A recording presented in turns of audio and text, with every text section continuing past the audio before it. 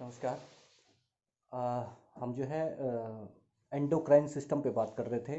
इससे पहले हम जो है हाइपोथैलेमस, पिट्यूटरी, थायराइड, पैराथायराइड और थाइमस, इन सारी ग्लैंड्स पे वीडियो बना चुके हैं। जो लोग इसको नहीं देख पाए वो मैं इसका लिंक डिस्क्रिप्शन में डाल दूंगा, आप उनको देख लीजिएगा।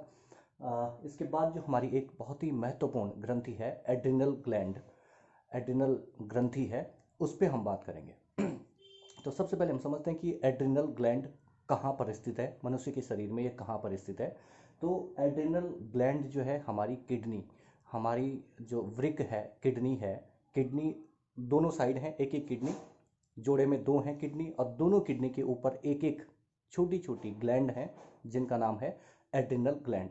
यानी कि ये संख्या में दो हैं और दोनों कहाँ पर स्थित हैं, किडनी के ऊपर स्थित हैं दोनों। और अगर इसको मनुष्य के शरीर में आप देखेंगे तो हमारी जो नीचे की जो रिब्स हैं, सबसे लास्ट वाली, इनको फ्लोटिंग रिब्स इनको कहते हैं।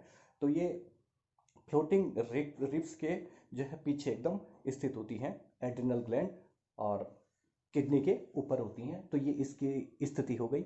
अब हम समझते हैं कि ये जो एड्रिनल ग्लैंड है ये कैसे दिखती है। तो इस तरीके से आप समझ सकते हैं, ये नीचे जो है बीन शेप्ड का एक स्ट्रक्चर होता है जो किडनी की तरह है। किडनी के ऊपर जो है एक छोटी सी ग्लैंड होती है जिसका नाम है एड्रिनल ग्लैंड। इस ग्लैंड का जो बाहरी जो परत होती है उसको हम कैप्सूल कहते हैं। इस कैप्सूल के अंदर अगर हम देखेंगे तो इसके दो अलग अलग भाग दिखते हैं। एक भाग है जिसका जो बाह्य भाग है, जिसको आउटर पार्ट, जो आउटर पार्ट है इसका एड्रिनल ग्लैंड का, इस पार्ट को हम कहते हैं कॉर्टेक्स। एड्रिनल कॉर्टेक्स उस भाग को हम कहते हैं। और जो भाग इसके अंदर ये छोटा सा यहाँ पर मैंने दिखाया है, तो जो अंदर दिखता है उस वाले भाग को हम कहते हैं मेडुला या एड्रिनल मेडुला। इसके दो अलग अलग भाग, एक है कॉर्टेक्स और एक है मेडुला। पहले तो ये दो चीज़ें याद रखनी है।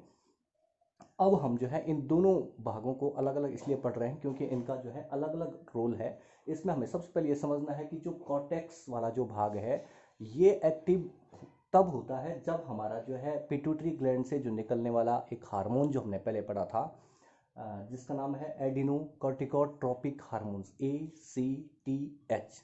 एडिनोकॉर्टिकोट्रोपिक हार्मोन्स हमारी एंटीरियर पिट्यूटरी से निकलकर कॉर्टेक्स वाले भाग को स्टिमुलेट करता है, और एड्रिनल कॉर्टेक्स जो है फिर अपने जो उससे निकलने वाले जो सिक्रीशंस हैं उन सिक्रीशंस को निकालता है। अब हम समझते हैं कि कौन कौन से, पहले ये समझ लेते हैं कि जो हमारा कॉर्टेक्स वाला भाग है इसके भी तीन पार्ट हैं।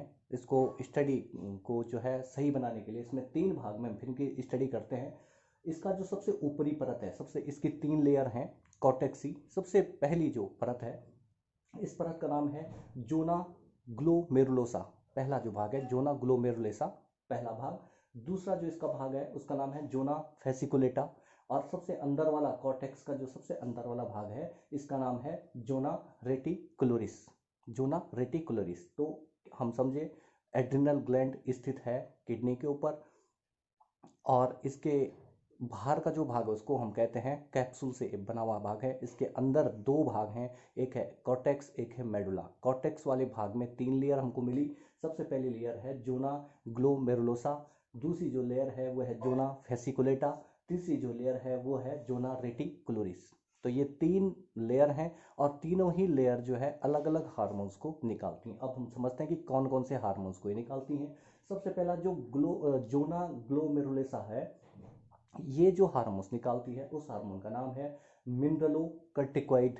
मिनरलोकर्टिकॉइड करके जो है एक हार्मोन्स निकालती है, जिसमें प्रमुख हार्मोन्स अगर आप देखेंगे तो वो है एल्डोस्टेरोन। एल्डोस्टेरोन जो है कई बार एग्जाम में भी पूछा जाता है कि एल्डोस्टेरोन नाम का हार्मोन जो है कहाँ से स्रावित होता है। तो ध्यान रखना है कि एड्रिनल कॉर्टेक्स की पहले लेयर जो कि मेडुला जोना ग्लोमेरुलोसा नाम की जो लेयर है वहाँ से एल्डोस्टेरोन नाम का हार्मोन निकलता है। और इसकी जो बनावट क्या है, मिनरलोकर्टिकॉइड, यानी मिनरलोकर्टिकॉइड एक स्टेरॉइड टाइप का हार्मोन है। और इसका काम क्या है, क्या फंक्शन इसका बॉडी के अंदर है, तो इसका फंक्शन जो है ये वाटर से रिलेटेड है। ये वाटर को मेंटेन करता है मनुष्य के शरीर में। और मिनरल्स जो है, मिनरलू नाम से ही शब्द समझ में आ रहा है कि ये मिनरल्स को क्या करता है, मैनेज करने का काम करता है और वाटर के एब्जॉर्प्शन को बढ़ाता है। तो सबसे पहला जो हार्मोन्स है वो उसका नाम है मिनरलोकॉर्टिकॉइड। इनमें विशेष हार्मोन जिसको हम कहते हैं वो है एल्डोस्टेरोन। तो एल्डोस्टेरोन हार्मोन जो है बहुत इंपॉर्टेंट है। दूसरा भाग इसका जो मुख्य भाग है वो है जोना फेसिकुलेटा। जोना फेसिकुलेटा से निकलने वाला जो हार्मोन है उसका नाम है ग्लूकोकॉर्टिकोस्टेरॉइड। ग्लूकोकॉर्टिकोस्टेरॉइड हार्मोन्स कहाँ से निकलता है? वो निकलता है एड्रिनल कॉर्टेक्स की सेकेंड लेयर जिसका नाम है जोना फेसिकुलेटा। जोना फेसिकुलेटा से ये निकलता है। और ये जो ग्लूकोकॉर्टिकोस्टेरॉइड जो हार्मोन्स है इसमें जो मुख्य सबसे जो मुख्य हार्मोन्स है उसका नाम है कॉर्टिसोल। कॉर्टिसोल हार्मोन कई बार पूछा जाता है कि कॉर्टिसोल हार्मोन कहाँ से निकलता है, उसमें ये 3-4 ऑप्शन दिए जाते हैं। तो आपको ध्यान रखना कि जोना फेसिकुलेटा यानी कि एड्रिनल कॉर्टेक्स के जो सेकंड लेयर है, जो सेकंड पार्ट है, उससे निकलने वाला जो हार्मोन है वो कॉर्टिसोल हार्मोन है। और इस कॉर्टिसोल हार्मोन का क्या यूज बॉडी के अंदर है? तो इसका जो है ग्लूकोज, क्योंकि ग्लूकोकॉर्टिकोस्टेरॉइड है, इससे हमें समझ में आ रहा है कि ये क्या करता है, ग्लूकोज को रेगुलेट करने का काम करता है। इसका सबसे पहला काम जो है ग्लूकोज को बॉडी में ग्लूकोज के रीअब्जॉर्प्शन को बढ़ाना है। दूसरा इसका जो मेन जो काम, इसको जो है कॉर्टिसोल को स्ट्रेस हार्मोन भी कहते हैं। तो कई बार पूछा जाता है कि स्ट्रेस हार्मोन बॉडी के किस भाग से निकलता है? तो ये एड्रिनल कॉर्टेक्स के सेकेंड पार्ट जो कि जोना फेसिकुलेटा है, जोना फेसिकुलेटा से निकलता है स्ट्रेस हार्मोन जिसका नाम क्या है, कॉर्टिसोल है। अब ये स्ट्रेस हार्मोन इसको क्यों कहते हैं इसको हम समझ लेते हैं। क्योंकि इसका एक एक्शन है जिस anti inflammatory action. Anti inflammatory action आप देखेंगे कोई भी जो क्रीम आती हैं, जो फंगल की क्रीम या आपको कई बार एलर्जी की जो क्रीम दी जाती हैं अस्पतालों से, उनमें आप देखोगे तो कॉर्टिसोल उनमें एक मुख्य एलिमेंट होता है, मुख्य कंपोनेंट होता है। तो ये क्या करता है कि जो इन्फ्लामेशन आपकी बॉडी में आ गई खुजली करने से या किसी भी कारण से जो इन्फ्लामेशन बॉडी के अंदर आ गई है, उस इन्फ्लामेशन को क्या करता है, कम करता है। लेकिन इसके बहुत ज़्यादा उपयोग किससे, जो कि हम क्या करते हैं, अब इन्फ्लामेशन हमको पता है किससे होती है, हमारी जो मस्ट सेल्स हैं बॉडी के अंदर वो क्या करती हैं, हिस्टामिन रिलीज करती हैं, और वो हिस्टामिन क्या करती हैं, इन्फ्लामेशन प्रोड्यूस करती हैं। तो ये एक इम्यून सिस्टम का एक भाग है, अगर आप सही से देखें तो वो इम्यून सिस्टम का भाग है। लेकिन ये एंटी इन्फ्लामेटरी है, ये क्या करता है, उस हिस्टामिन के सिक्रीशंस को सप्रेस करने का कोशिश करता है, यानी मस्ट सेल को सप्रेस करता है, दबाता है उसको। तो इसका मतलब ये कहीं ना कहीं हमें क्या करता है, हमारी जो इम्यूनिटी है उस इम्यूनिटी को कम करने का काम करता है। इसलिए ये कई बार बहुत ज़्यादा घातक हो जाता है। कई बार लोग इसको बहुत ज़्यादा अगर उपयोग करते हैं तो ये कार्टिसोल जो है ये हमारी इम्यूनिटी के खिलाफ काम करता है। ये जो है हमारे इम्यून सिस्टम को क्या करता है, सप्रेस करने का काम करता है, दबाने का काम करता है। ठीक है, तो ये हो गया ग्लूकोकॉर्टिकोइड जिसका नाम कॉर्टिसोल है। इसी को हम जो है स्ट्रेस हार्मोन नाम से भी जानते हैं। ठीक, अब जो है अगला, इसमें हम पहले तीसरा जो है उसका नाम है रेटिकुलोसिस। तो ये जोना रेटिकुलोसिस जो तीसरा भाग है कॉर्टेक्स का, इसमें जो है एंड्रोजन्स हार्मोन्स निकलते हैं। तो एंड्रोजन हार्मोन्स मेल फीमेल दोनों में निकलते हैं। मेल में तो इसका डायरेक्ट यूज है ही, क्योंकि हम जानते हैं कि एंड्रोजन जो हार्मोन्स है ये मेल सेक्स हार्मोन्स है, और मेल में जितनी भी सेक्सुअल एक्टिविटीज़ हैं उन एक्टिविटीज़ को क्या करता है, मेंटेन करता है। तो ये है एंड्रोजन हार्मोन। लेकिन फीमेल में भी ये हार्मोन रिलीज होता है, और रिलीज होने के बाद ये जो है एस्ट्रोजन में कन्वर्ट हो जाता है। और अगर किसी में ये हार्मोन कन्वर्ट नहीं हो पाया, फीमेल हार्मोन में कन्वर्ट नहीं हो पाया, तो उन फीमेल्स में आप देखोगे कि उनमें जो है जैसे किसी की दाढ़ी आ जाना या शरीर में ज़्यादा बाल आ जाना, इस तरीके की एक्टिविटीज़ उनमें देखी जाती है। तो तीसरा जो रेटिकुलोसिस हार्मोन जो है ये एंड्रोजन हार्मोन्स का सिक्रीशन करती है और सेक्सुअल एक्टिविटीज़ को जो है इंक्रीज करती है। तो एक तो ये है। और पहले हम इसमें एक चीज़ और समझ लेते हैं कि कॉर्टेक्स के खराब होने से कौन सी, एड्रिनल कॉर्टेक्स के अगर ये सही से काम ना करे तो इसके खराब होने से जो बीमारी है उस बीमारी का नाम है एडिसन डिजीज़। ऐसी एडिसन डिजीज़ बहुत बार पूछा जाता है कि किसके कारण होता है। तो जो कॉर्टेक्स वाला जो पार्ट है, disease due to damage of cortex, अगर कॉर्टेक्स वाला भाग एड्रिनल का खराब हो जाता है तो हमें जो है एडिसन्स नाम का डिजीज हो जाता है। अब एडिसन डिजीज में क्या होगा, हम जो ये पूरे एक्शन अभी तक पढ़े हैं ये सारे अगर ना हो तो वो एडिसन डिजीज है। बहुत सिंपल हम समझ सकते हैं। अब हम इसके दूसरे पार्ट में जो अंदर वाला पार्ट है उस पार्ट की बात करते हैं, मेडुला। एड्रिनल मेडुला इसका सेकेंड पार्ट है जो इंटरनल पार्ट है। कुल मिला के अगर हम ये पूरी ग्लैंड है, ग्लैंड का बाहर वाला जो पार्ट है वो क्या है, एड्रिनल कॉर्टेक्स, और अंदर वाला जो पार्ट है वो क्या है, मेडुला, एड्रिनल मेडुला। तो अंदर वाले पार्ट की हम स्टडी करते हैं। ये जो है मेडुला इसको इससे जो निकलने वाला जो हार्मोन है, इससे निकलने वाला जो सिक्रीशन है, इसका नाम है एड्रेनलिन हार्मोन। एड्रेनलिन हार्मोन, या इसका दूसरा नाम है एपिनेफ्रिन हार्मोन। तो दोनों एक ही हैं। इनका कई बार जो है पूछा जाता है कि निम्न में से एड्रेनलिन हार्मोन कौन सा है, तो नीचे एपिनेफ्रिन होगा। एपिनेफ्रिन और एड्रेनलिन एक ही हार्मोन है, ठीक है। या नोर एपिनेफ्रिन भी कई बार पूछता है, तो नोर एपिनेफ्रिन भी इसी का ही सब्स्टिट्यूट होता है। इसके बाद अब इनका क्या एक्शन है, एड्रिनल, ये मेडुला में हमें सिर्फ एक चीज़ याद रखनी कि एड्रेनलिन या एपिनेफ्रिन नाम का हार्मोन निकालती हैं, और इन हार्मोन्स को हम कहते हैं फाइट एंड फ्लाइट हार्मोन्स भी हम इनको कहते हैं। ये कैसे होता है कि सपोज हम किसी चीज़ से डर गए, कोई अचानक कोई ऐसी चीज़ हमें दिख गई जिसको हम बर्दाश्त नहीं कर पाए, तो उसके वो हो सकता है धोखा भी हो सकता है और सच भी हो सकता है। तो उनको जब हम देखते हैं तो हमारे शरीर के अंदर कौन कौन से बदलाव आ जाए, हमारे शरीर में तुरंत क्या होता है, एड्रेनलिन का सिक्रीशन बढ़ जाता है। और ये एड्रेनलिन का सिक्रीशन कहाँ होता है, ब्लड में। ब्लड में एड्रेनलिन की जैसे ही मात्रा बढ़ती है, वैसे ही हम में कुछ परिवर्तन आ जाते हैं। कुछ परिवर्तन क्या होते हैं, एक तो हमारी ब्रीथिंग जो रेट है वो बढ़ जाता है। हमारा ब्रीथिंग रेट जो है 12 से 16 राउंड पर मिनट है। लेकिन अगर एड्रेनलिन का सिक्रेशन हो जाता है तो तुरंत हमारा ब्रीथिंग रेट बढ़ जाता है। आप देखिए, आपको किसी चीज़ से आप डर गए, अचानक किसी चीज़ से आप डर गए, तो उस समय क्या होता है, हमारा जो है सांस लेने की दर जो है बढ़ जाती है। तो एपिनेफ्रिन के कारण जो है हमारी ब्रीथिंग रेट बढ़ जाती है। एक दूसरा क्या होता है कि हमारी जो हार्ट बीट है, आपकी धड़कन तुरंत बढ़ जाती है जैसे ही जो है एड्रेनलिन का सिक्रेशन होता है। तीसरा, ब्लड प्रेशर आपका तुरंत राइज हो जाता है, तुरंत बढ़ जाता है। स्वेटिंग, पसीना आपको आने लगता है, अगर किसी चीज़ से आप डर गए तो बहुत जल्दी जो पसीना आ जाता है। और जो आपकी आइज़ की पिपल्स हैं, वो पिपल्स क्या हो जाती हैं, डायलेट हो जाती हैं। तो ये सारे सिम्टम होते हैं किसके कारण, एड्रेनलिन के कारण। इसको हम फाइट एंड फ्लाइट हार्मोन इसलिए कहते हैं कि अगर अचानक कोई ऐसी चीज़ आपके सामने आ गई, किसी कोई डरावनी चीज़ आ गई, तो आपके पास सिर्फ दो ऑप्शन होते हैं, या तो आप फाइट करोगे उसके साथ, या तो आप उसके साथ भिड़ोगे, या फिर आप भाग जाओगे, या तो आप फ्लाइट कर जाओगे। इसलिए इस हार्मोन्स को जो है फाइट एंड फ्लाइट हार्मोन्स कहते हैं।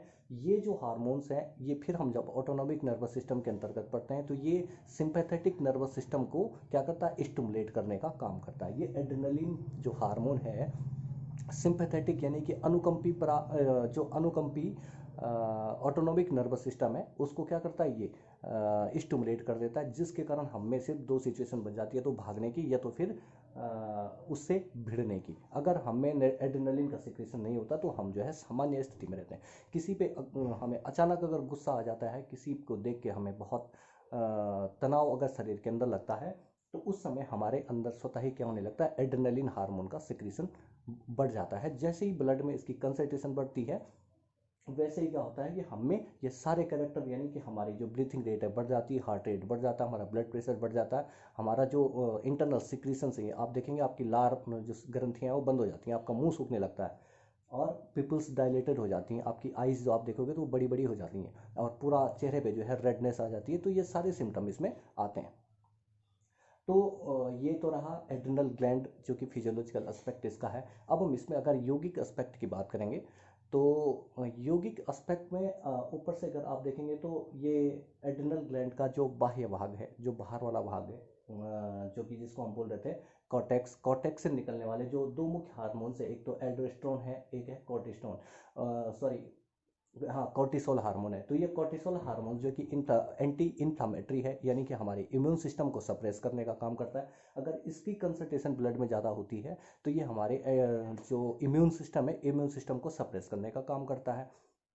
तो अगर लगातार हम कोई ऐसी योग प्रक्रिया कर रहे हैं जिससे हमारा जो है एड्रिनल ग्लैंड जो है लगातार स्टिमुलेटर है, लगातार सही से काम करे, स्टिमुलेट नहीं बोलेंगे इसको, हम बोलेंगे रेगुलेट करना। स्टिमुलेट करने से जो है ये हार्मोन्स की संख्या बढ़ेगी, इनकी स्ट्रेंथ बढ़ेगी बॉडी में, और इनकी स्ट्रेंथ बढ़ने से जो है अननेचुरल प्रोसेस जो है आदमी करने लगेगा। तो इसलिए जो है उनको रेगुलेट करने के लिए जो है काम करेगा। दूसरा, अगर आप देखेंगे एड्रिनलिन, एड्रेनलिन हार्मोन्स की स्ट्रेंथ जैसे ही हमारे ब्लड में बढ़ती है, वैसे ही हमें जो है हमारा जो सिंपैथेटिक नर्वस सिस्टम जो है वो स्टिमुलेट हो जाता है। तो सिंपैथेटिक नर्वस सिस्टम अगर लंबे समय तक हमारा स्टिमुलेट रहता है तो ये जो सारी समस्याएं हमारे शरीर में बड़ी रहेंगी, और इनके कारण जो है अनेक प्रकार की बीमारियां, ब्लड प्रेशर, हार्ट की इत्यादि बीमारियां जो है हमें होने की संभावना रहती है। इसलिए लगातार यौगिक प्रयासों के द्वारा जो है हम क्या करते हैं, इस जो सिंपैथेटिक नर्वस सिस्टम है इसको सप्रेस करने का प्रयास करते हैं, और हम लंबे समय तक जो है पैरासिम्पैथेटिक यानी परानुकंपी जो तंत्रिका तंत्र है वो हमारा जो है चलता रहे। इसके चलने से क्या होता है, हम सामान्य स्थितियों में हमेशा बने रहते हैं, और सामान्य स्थिति में जब तक हम बने रहेंगे तब तक जो है ये सारी बीमारियों से हम बचे रहेंगे। तो इसमें जो है योग का और भी बहुत से इसमें फंक्शन हो सकते हैं। तो इसको मोटा मोटा अगर हम देखेंगे तो हमारा जो कहाँ पर स्थित है, हमारी किडनी में स्थित है, जहाँ पर जो है हमारे स्वादिष्ठान चक्र की जो है परिकल्पना योग में हुई है। आप अगर नीचे से ऊपर के लिए चलेंगे तो पहला जो चक्र है मूलाधार चक्र है, और मूलाधार चक्र के बाद जो दूसरा चक्र है उस चक्र का नाम है स्वादिष्ठान चक्र, जो स्वयं में जो अधिष्ठित है उस चक्र की बात करते हैं। और ये जल प्रधान है, ये बताया गया है योग के ग्रंथों में कि जल प्रधानता लिए हुए ये चक्र है। तो आप देखेंगे कि किडनी वाला जो एरिया हमारा है, किडनी का काम ही क्या हमारे शरीर में जल को रेगुलेट करने का काम है। जो वाटर है उसका रेगुलेशन का काम कौन करता है, हमारा किडनी करती है। तो सेम परिकल्पना जो है योगिक साइंस देता है कि हमारा जो स्वादिष्ठान चक्र है, ये स्वादिष्ठान चक्र क्या करता है, वाटर का रेगुलेशन करता है, यानी कि वाटर प्रधान है। इसलिए जो है हम यहाँ पर समझ सकते हैं कि जो स्वादिष्ठान चक्र की जो परिकल्पना है वो किडनी वाला जो एरिया है उस पूरे एरिया को जो है कवर करता है। दूसरा, इसमें आप अगर देखेंगे कि कौन सा प्राण यहाँ पर काम करता है, तो पंच मुख्य प्राणों में से जो दूसरा प्राण है अपान प्राण, जो हमारी नाभि क्षेत्र से नीचे के क्षेत्र को बनाए रखता है, उस प्राण का नाम क्या है, अपान प्राण है। तो एड्रिनल ग्लैंड जहाँ पर स्थित है वहाँ पर जो है दो चीज़ों की जो है मुख्य रूप से बात हुई। एक तो स्वादिष्ठान चक्र की बात हुई है जो कि जल प्रधानता लिए हुए है, और शरीर में जल का नियमन जो चक्र करता है वो जल प्रधान लिए हुए स्वादिष्ठान चक्र है। और दूसरा कौन सा प्राण वहाँ पर काम कर रहा है, जो जिस प्राण का नाम क्या है, अपान प्राण। और अपान प्राण का काम क्या है, जितना भी मलमूत्र का त्याग हम जो करते हैं और जो उसको रोकने का और उसको हम छोड़ने का जो काम करते हैं, सारा जो एनर्जी हमको प्रोवाइड करवाता है वो अपान प्राण है, ये योग शास्त्र जो है कहता है। तो अब हमें यहाँ पर समझना है कि किस तरीके से हम जो है इन सब चीज़ों को मेंटेन करें। तो इसके लिए हमें जो है अपान वायु को स्वस्थ बनाना होगा। अपान वायु को अधिक से अधिक हमें स्वस्थ बनाने के लिए योगिक प्रैक्टिस करनी पड़ेगी। और दूसरा, स्वादिष्ठान चक्र में हमें लगातार ध्यान लगाना पड़ेगा। स्वादिष्ठान चक्र को हमें जो है मेंटेन करना पड़ेगा। उसके लिए वो सारी योगिक प्रक्रियाएं जो कि हमारे पेट वाले क्षेत्र को दबाएंगी, हमारे जो भी हमारे जैसे त्रिकोणासन हो गए और मंडूकासन हो गया, और जो भी हमारा लेफ्ट राइट के लिए जो है मूव करवाने वाले जो आसन हैं, वो सारे आसन क्या करेंगे, इसमें बहुत ज़्यादा बेनिफिशियल होंगे। एड्रिनल ग्लैंड को रेगुलेट करने में उनका बहुत ज़्यादा योगदान होगा। स्वादिष्ठान चक्र में ध्यान लगाने से जो है ये रेगुलेट रहेगा। और मल मूत्र विसर्जन से संबंधित जितनी भी बीमारियां हैं उन बीमारियों में जो है इसमें इनका खास योगदान रहेगा। मूल बंध का इसमें विशेष योगदान रहेगा। हमारी जो बज्रौली मुद्रा है, बज्रौली मुद्रा का बहुत ज़्यादा इसमें रोल रहेगा। इसके अलावा अश्वनी मुद्रा जो है, अश्वनी मुद्रा का बहुत ज़्यादा इसमें रोल रहेगा। तो किसी दिन इन सब को जो है हम प्रैक्टिस के द्वारा भी बताने का प्रयास करेंगे। आज के लिए थैंक यू।